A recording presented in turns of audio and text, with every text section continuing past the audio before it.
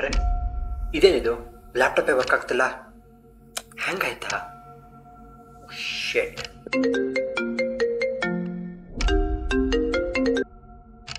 Sir report ready ಇದೆ sir, ಇನ್ನೇನು send ಮಾಡ್ಬೇಕಷ್ಟೇ. ಮತ್ತೆ ಡಿಲೇ ಏನಕ್ಕೆ ಆಗ್ತಿದೆ? ಸರ್ ಅದು ಲ್ಯಾಪ್ಟಾಪ್ ಬೇರೆ ಹ್ಯಾಂಗ್ ಆಗಿದೆ. ಸುಳ್ಳು ಹೇಳ್ಬೇಡಿ ಮಿಸ್ಟರ್ ಅನಿಲ್. ಸರ್ ನಾನು ಹೇಳ್ತಿರೋದು ನಿಜಾನೇ ಸರ್. ಓಕೆ ಅನಿಲ್, ನಿಮ್ಮ ಲ್ಯಾಪ್ಟಾಪ್ನ ರಿಪೇರಿ ಕೊಟ್ಟು ರೆಡಿ ಮಾಡಿಸಿ ರಿಪೋರ್ಟ್ನ ಬೇಗ ಸೆಂಡ್ ಮಾಡಿ. ಓಕೆ ಸರ್, ನಾನು ಆದಷ್ಟು ಬೇಗ ಇದನ್ನು ರಿಪೇರಿ ಮಾಡಿಸಿ ನಿಮಗೆ ರಿಪೋರ್ಟ್ನ ಸೆಂಡ್ ಮಾಡ್ತೀನಿ sir. That's good.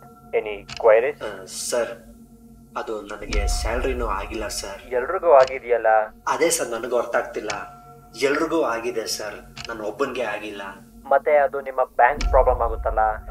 Okay sir, ನಾನು ಬ್ಯಾಂಕ್ ಅವ್ರನ್ನೇ ಕಾಂಟ್ಯಾಕ್ಟ್ ಮಾಡ್ತೀನಿ. ಓಕೆ ಅನಿಲ್, ಮತ್ತೆ ಕಾಲ್ ಮಾಡ್ತೀನಿ. Okay sir, thank you.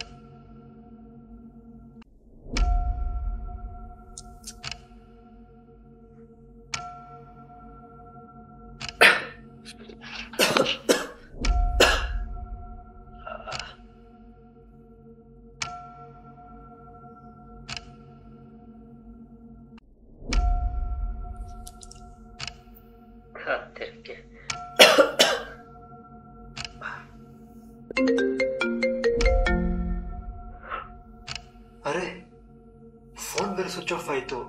Boss ಬೇರೆ ಫೋನ್ ಮಾಡಿದ್ದ. ಓ ಶೇಟ್, ಏನಪ್ಪ ಹೇಳೋದು ಇವಾಗ?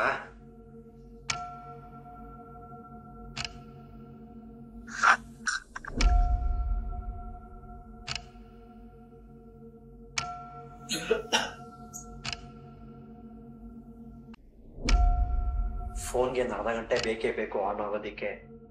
ಅಲ್ಲಿವರೆಗೂ ಸ್ವಲ್ಪ ಹೊತ್ತು ಮಾಡ್ಕೊಳ್ಳೋಣ.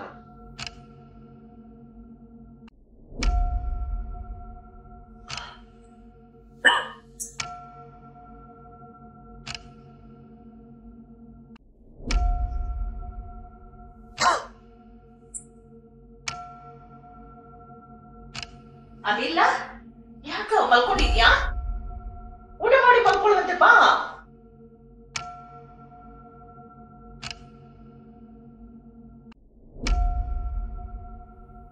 ಏನಾಗ್ತಿದ್ಯಪ್ಪ? ಜ್ವರಮ್ಮ.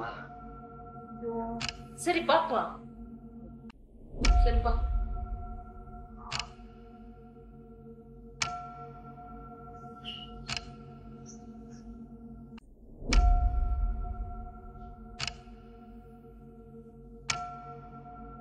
ಅನಿಲ, ಯಾಕೋ ಏನಾಯ್ತು?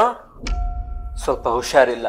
ಏನೇನೋ ತಿಂದ್ರೆ ಆರೋಗ್ಯ ಕೆಡದೆ ಇನ್ನೇನೋ ಆಗುತ್ತೆ. ಅಯ್ಯೋ ಇಲ್ಲ ಡ್ಯಾಡೆ, ನಾನು ಬೆಳಗ್ಗೆಯಿಂದ ಏನು ತಿಂದಿಲ್ಲ. ಯಾವುದು ಅನ್ಕೊಂಡಂಗೆ ಆಗ್ತಾ ಇಲ್ಲ. ಆಫೀಸ್ಗೆ ರಿಪೋರ್ಟ್ ಕಳಿಸ್ಬೇಕು, ಲ್ಯಾಪ್ಟಾಪ್ ಬೇರೆ ಹ್ಯಾಂಗ್ ಆಗಿದೆ. ಬಾಸ್ ಫೋನ್ ಮಾಡಿ ಉಗಿದ್ರು.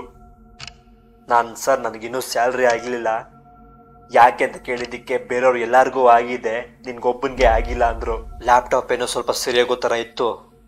ಬಾಸ್ ಬೇರೆ ಫೋನ್ ಮಾಡ್ತಿದ್ರು. ಅಷ್ಟರಲ್ಲೇ ಫೋನ್ ಬೇರೆ ಸ್ವಿಚ್ ಆಫ್ ಆಯಿತು. ಈಗ ಈ ಕಾಯಿಲೆ.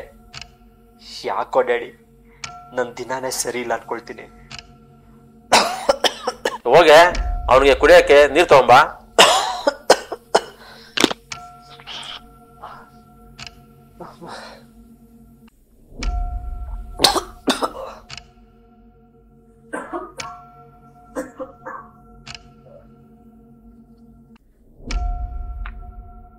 ಲೇ, ಅದು ಅನಿಲ್ದಲ್ವ ಶರ್ಟು?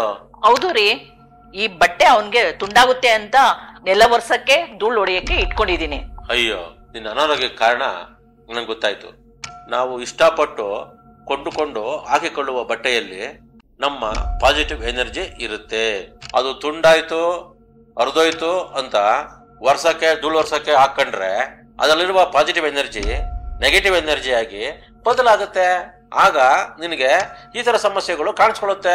ಅದಕ್ಕೆ ನಿನ್ನ ಹಳೆ ಬಟ್ಟೆಗಳು ಏನಿದಾವೆ ಅವನ್ನ ಬಡವರಿಗೋ ಅನಾಥಾಶ್ರಮಕ್ಕೋ ಕೊಟ್ಬಿಡು.